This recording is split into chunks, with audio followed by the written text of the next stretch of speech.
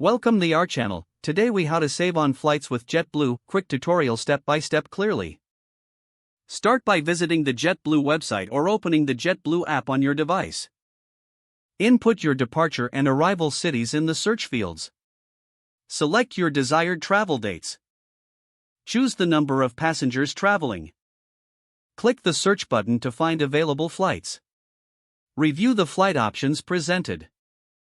Look for the best fares, keeping an eye on different times of the day.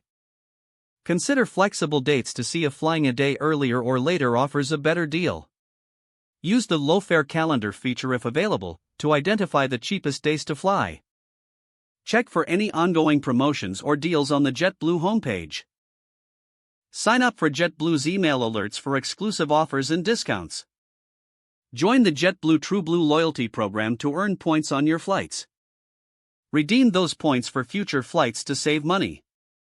Look for JetBlue's flash sales that are periodically offered. Consider purchasing a Blue Plus fare for extra baggage without incurring additional fees. Keep an eye on social media for any last-minute deals JetBlue might announce. Be flexible with your travel plans to maximize your savings. After finding a suitable flight, review the booking options carefully before confirming. Consider adding travel insurance for added protection on your investment.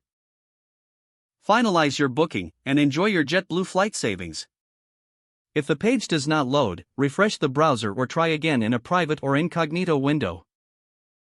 Make sure you are using the correct email address, then retype it carefully to avoid small typos. If your password is not accepted, use the reset option and create a new strong password you can remember. Check your spam folder for verification or security emails, then complete any requested confirmation steps. Enable two-factor authentication if available to improve account security and reduce unauthorized access risk. After signing in, review your profile details so your contact information and settings are accurate and current. If you see an error message, note it down and try again after restarting your device and internet connection.